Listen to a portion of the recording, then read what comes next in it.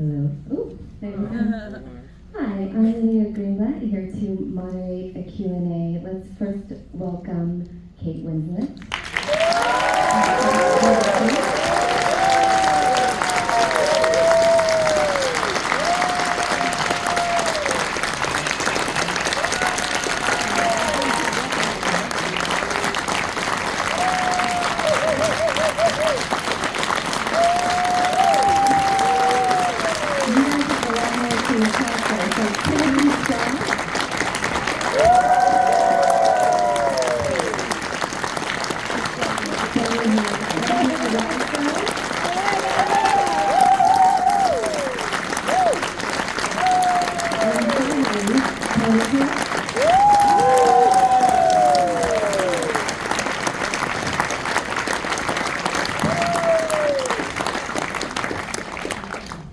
So first, congratulations to everyone on stage for the film.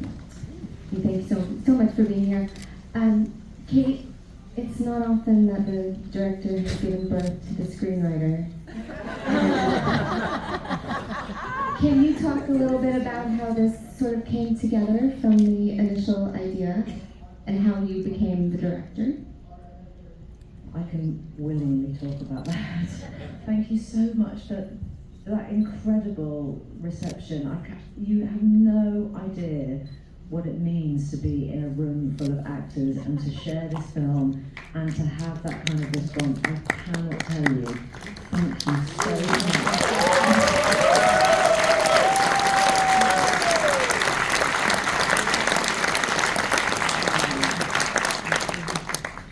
Makes us all feel really fucking good. I'm relieved. So what happened was, my son Joe, who is now 21, when he was only 19, he plucked up the courage and wrote a short film and applied for a place on a much coveted, I later learnt, screenwriting course at the National Film and Television School in London. And Joe had done a bit of acting. He was feeling sort of strange about that, not sure whether that was going to fit him. Turns out he's actually carried on acting because he's so annoyingly talented. But he's always written. It's always been a really big part of his creativity, and he's been a very passionate writer. And so we were just so proud of him that he got this place. You know, after COVID, it was very hard for his generation just honestly to have the confidence to go back into the world. And in the 6 months that he was there, they were all asked to write a screenplay. So I knew he was writing something, I didn't know what it was about. He got to the end and he was like, so I've written this thing, and I mean you can read it if you want, but it's probably shit, and just lie if you think it's shit. And he was really kind of, staring at his shoes about the whole thing. And I said, just let me read it, just let me read it. He said, just really, be nice. So I read it. And he actually hadn't quite completed it. He still had the final 20 pages or so to go. But it was clear that this was a film. Every single character was defined in the way that you've just seen them. They all had their moment, they all had their own journey. Yeah. And I just was so taken aback by how he had written a story that, yes, it's about loss, but that's the backdrop. And actually, it's about family and it's about love and life. And it was funny, and it was so touching and uplifting. And so I said to him, okay, well, we're gonna make this into a film. And he's like, what are you talking about? That's not, don't do that thing. That's just annoying, Mum. That's not what I don't, just tell me honestly. But it's really good. Finish it, and we'll talk about it some more. So I was going to produce it because that's become a part of my life in the last 5 years. And I was going to play one of the sisters. And then Andrea, we were working on the regime together, and Ange said to me, what's Joe up to? And I said, well, actually, he's written a script. She's like, oh my God, how can I read it? And I said, yeah, I'll ask him. He was like, oh God. I said, just let her read. So she read it and immediately said, oh, we have to do it, Kate. So please come and play Molly. At which point I thought, oh my God, well, I'll play Julia, because to have missed out on the opportunity to have all of that with Andrea. And then, as a sort of a year went by and Joe was redrafting it and getting very good at taking notes and condensing it where he needed to, expanding it in other areas. Then we had a tight and finished screenplay. And we'd made a wish list of actors that we'd go to because I wanted him to be able to write thinking of those people. Meanwhile, he's saying to me, Tim Spall's never going to do this. Oh, Mum, what are you talking about? Helen Mirren, like, you're mad. I'm like, no, come on, you've got to dream, you've got to think big, come on, come on. And then they all said yes. And I just suddenly thought to myself, I can't let this go. I just said to him, we'd be mad to give this away, because when you give it to a director, you fully, wholeheartedly give it to them and it becomes theirs, and that's absolutely the right way around. And I just said to Joe, I don't want you to miss out on seeing this extraordinary story in the hands of these fucking unbelievable actors come to life. I just said, we got to do it. So we just sort of looked at each other terrified, held hands, and just ran at it. And that's honestly how it happened. And I feel like I couldn't have directed before in my life, before this moment now, because I became a mother when I was 25, and simply the space was not available for me to dedicate myself so wholeheartedly to something as a director has to do. You know, the length of commitment is so significantly longer. But I really had a moment of thinking, I've spent so much of my career advocating for other women and supporting other women, elevating other women into roles that are typically dominated by men. And I did really have a moment of thinking, I've just got to do it, because what am I actively doing if I'm not doing that job and really playing my part in trying to change the culture around female filmmakers? And I just feel like if I never do it again,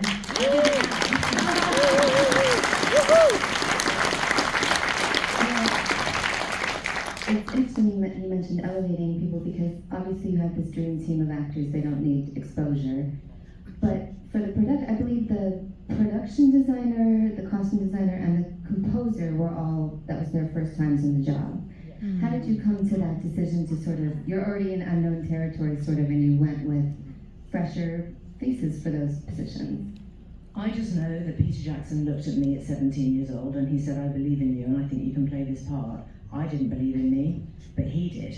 And so I'm such a big believer in everybody has to be given their first shot, whether it's as an actor or behind a camera. You know, we all have to start somewhere in life. And I had heard of Alison Harvey, our production designer. She had been working on set props for years. She had this incredible reputation. And so many people said to me, oh, you must have Alison. She's got to get her for props. And I kept thinking, why isn't she designing? I bet she had a family, and I bet that sort of dictated her path. And I had a Zoom with her, and I asked her why she hadn't done it, and she said, well, the ship sort of sailed for me really, because I became a mum when I was quite young, and I was like, okay, me too, girl.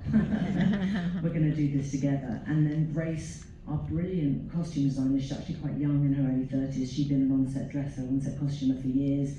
I had worked with her on Ammonite. She's just brilliant. She's just got so much joy and energy. She herself actually has survived cancer, and she just said to me, if I can't put my experience into my creativity, Kate, then I don't know what the hell I'm doing any of this for. And so she jumped on and did it. And then Ben Harlan, our composer, he was my children's music teacher at school. And I just knew he was brilliant. I mean, I'd seen my children being completely uplifted by this wonderful musical spirit for so many years at school, and he would compose new songs for musicals that they would invent, and it was just wonderful. And I knew that his energy would capture the essence of the energy of this film, with all of those children and with the joy of Christmas behind it. And his children had finally left home, so he stopped being a teacher and he took himself back to school for music composition. And at the end of that course, Joe and I sat down at the kitchen table and we were both like, oh my God, we should just ask Ben. Let's ask Ben. And so we did. And he did it. And I think he's done the most incredible, incredible job. I feel like I have to, sorry about that, to move down the line. Andrea and Toni, you have these very filled out, beautiful characters to play. You have this hurt and vulnerability and history. Well, first of all, I'm curious if you guys are both believers in birth order behavior and where you fall in your families. I do believe in it, and I'm first. And I'm different, but yet very similar. Which, Kate, you did not know when you cast me that I actually practice Reiki. Yeah, and that is so incredible, the way Joe very astutely was able to just capture these people and the family dynamics in such a realistic way. I mean, I think ultimately the film is about love and connection, and they start out like just completely fragmented and disconnected. And as Mum's exiting, she just lovingly brings them back together in the most kind of gentle, cheeky, manipulative way. And I love my character. I mean, far out. She's just so wild, and I just really admire people who have the guts to just be themselves. And she is very much that. She does bring sunshine with her yellowness, and I love it when Mum says you shouldn't wear it, she keeps wearing it. And I think there's something about her departure and needing to live somewhere else as well, which deepens my ideas about her and feelings about her and her feelings about the family. That there was a need to kind of escape a little bit, avoid the enmeshment. I think potentially she might have been made a kind of third parent as the eldest child, and then she leaves to really become her sovereign self and does it so wholeheartedly, journeying all the way to the outer edges of the cosmos.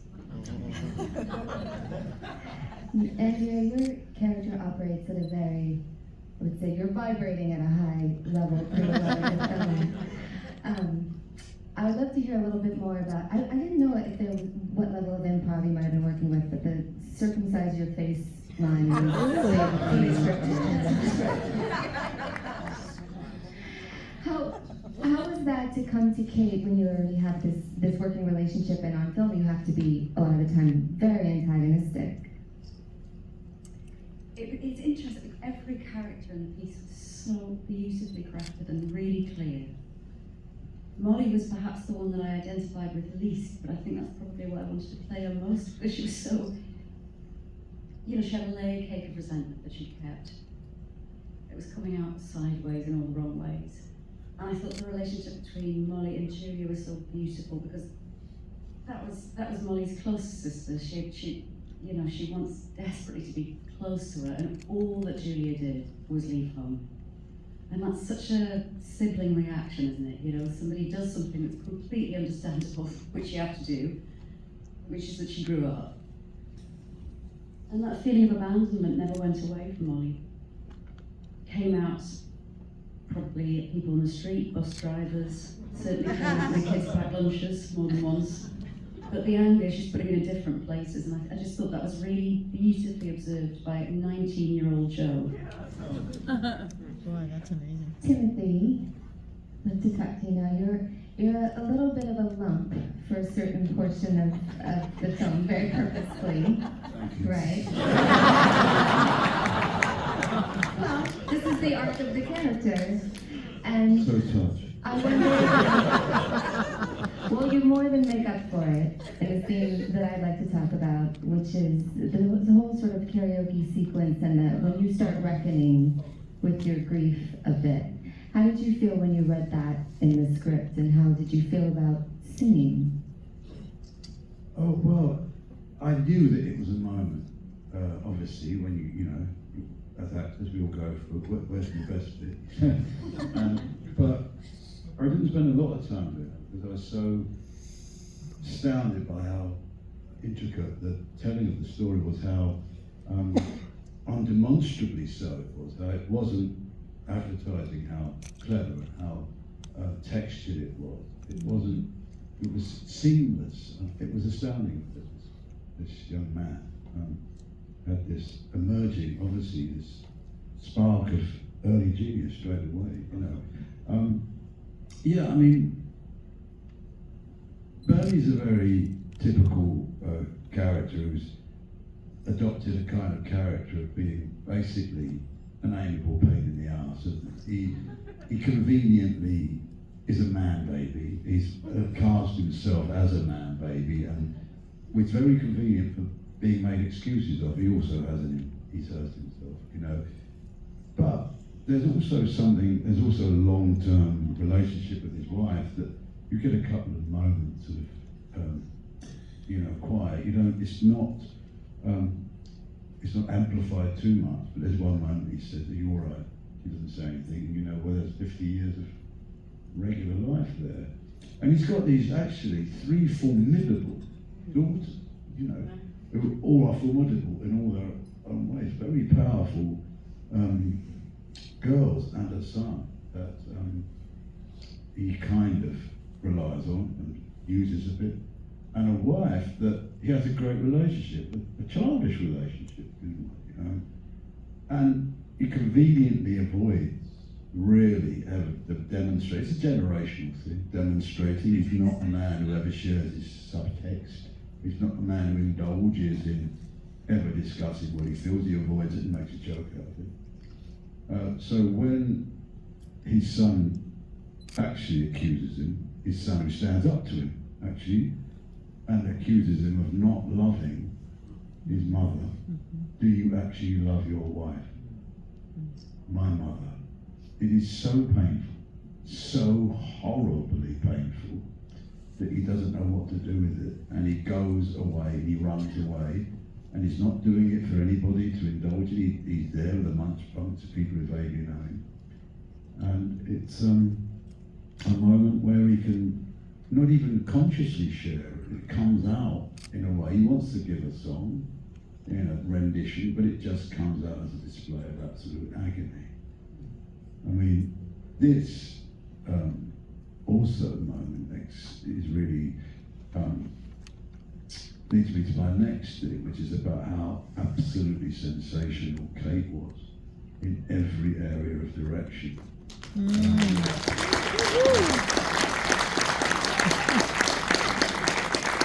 And so prepared, so well, over everything, up and down and through every department, in the most sharing and open way, not dictatorial, but also when it comes, right from the start, we went and we laid that song down in Abbey Road first of all. Wow. Yeah, I know, it was amazing. He walked across the Zebra Crossing, and we did it, and Kate was there, and Joe's friend actually did the arrangement of it, didn't he?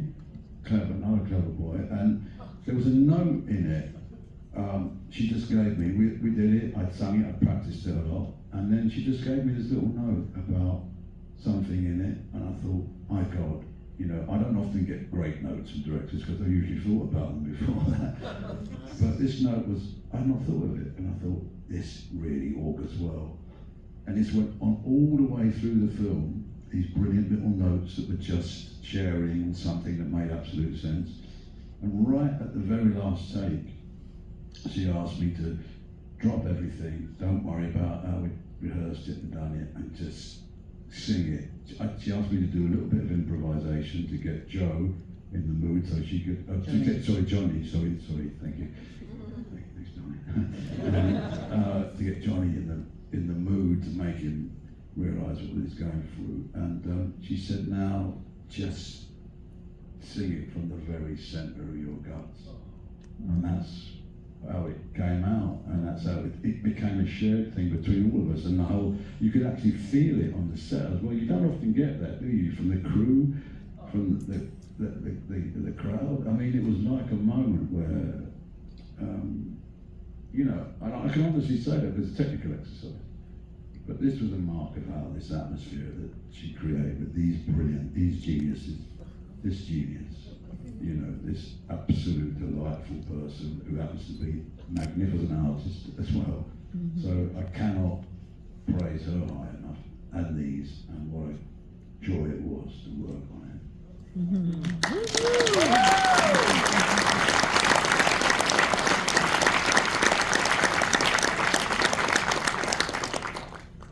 I don't know if this is an amateur question, but how do you have some very heavy emotional themes.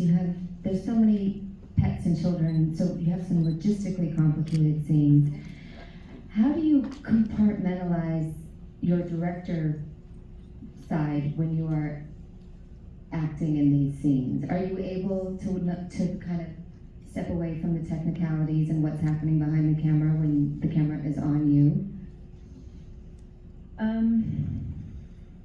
When you're with such extraordinary performers, people who are at the top of their game and they come prepared and you all hold hands and you go into something together, it makes it almost impossible not to just look into their eyes. Listen, I'm not going to lie, it was the most unbelievable juggle. I must have been insane, producing and acting and directing. I did try and recast myself, by the way, at the point that I suddenly realised I was directing each other. I thought, hang on a second, I can't. I got that. There's so many brilliant actors I could think who could play Julia. First of all, Netflix were like, But also, I cast all these extraordinary people. How could I not go and play with them all? I just would have been an idiot to have not done it. We only had 35 days to shoot the film. Oh, goodness. And it was a modest budget. And we had Helen Mirren for 16 days. And 7 children. So it was so insane that I was thinking I could do all this. I have to say, what I knew was necessary was not just my own being prepared as the person playing Julia. So I did learn the whole film like a play. So I just knew it. Because the one thing I knew I was not going to have time to do was to sit down and freak out about suddenly learning lines at the weekend. I was blocking and planning and thinking of everybody else and the week ahead. I created an on-set environment for all of these actors that I then myself also benefited from, because I made it all entirely about them and everyone honestly feeling safe and heard and held. As soon as Helen Mirren said yes, and I sort of went, oh fuck, Helen Mirren said yes. Now I've got to direct her. What do I do now? I knew immediately that there was absolutely no point trying to offer Helen, Tim, any of these brilliant people something new. I wasn't going to come up with tricksy shit. You know, we sniff that out. You know, if a director tries something with you, they try and disarm you or dismantle you so that you might come up with something different. Actually, it just makes you feel defensive, and you don't trust that director, you don't trust their motives. I have no intention of doing any of that. But what I did feel I could do was to put in place some things that I myself, as an actress, have dreamt of having. So we created a set that was really uncluttered in terms of crew. Now that meant collaborating very closely with the crew in pre-production to make sure that every department was going to be able to get what they needed, but could step away where necessary. Literally, I could give them a wink, or we'd make a little signal about all leaving the room, for example, and we would know our systems to be able to do that. So we didn't have any overhead booms on this film at all. Everyone was radio mic'd, but including the children, which is quite uncommon. Usually a boom operator will hover in the corner of the room and they'll just lean in with that great big pole and catch that child's line, but we didn't want the children to be learning any of their lines.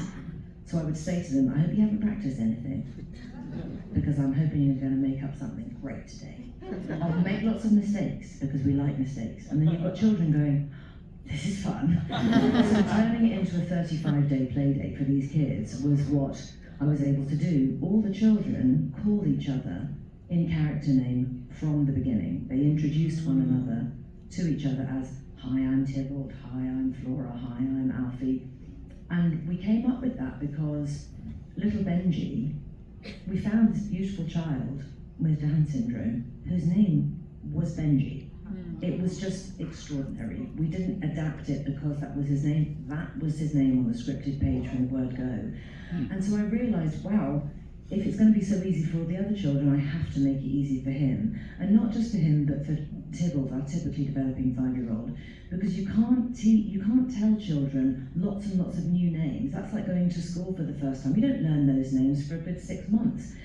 So I said to the older girls, I said, I've had a really good idea, and I want you guys to be in on this because I know you can pull this off.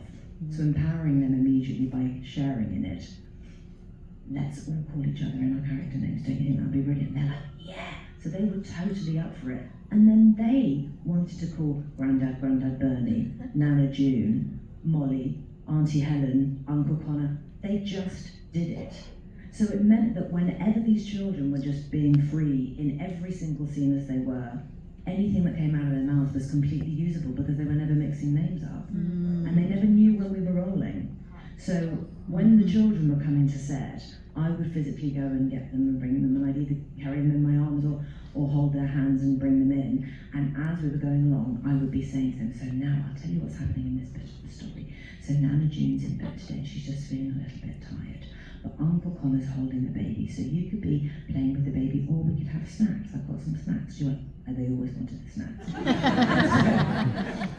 and by the time I got to the hospital room with them, we were already rolling. And so us as adult actors were already in it, and the children were just responding to whatever was presented in front of us. Because children they just respond, they just play, and sometimes they copy. And it was just extraordinary. So having that environment and having such a respectful, kind crew and kind actors, you know, you didn't have a bad egg in the box, and sometimes there Helen is. Mirren was a real jerk, I heard. I'll tell you something, she is a very naughty giggler. So that was the one thing I did have to control. I had to know, you need to stop being so naughty now, because you're making us all laugh. Because as soon as Tony's over her with that drum thing, oh my God, the outtakes of Helen Mirren absolutely wetting herself. it was challenging to edit because she just wouldn't keep still. She was just giggling and giggling. But it was a joy, really, honestly. I just never wanted any of it to finish. I just loved it so much. I loved it. Sorry, I've just talked for ages. Sorry.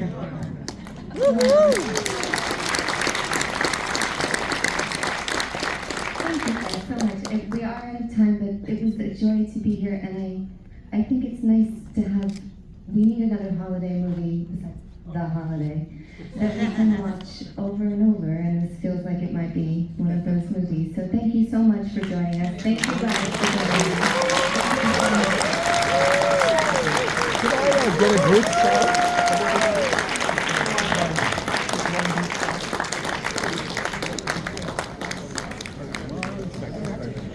Real quick, and I'm out of your hair. Look this way, guys. Over here. Thank you. And thank you. And thank you. Quick picture of this, and then we gotta go. Thank you. We have to go. Sorry. No problem. Thank you. By the way, thank you so much. I tried to chill. I know too, Brad.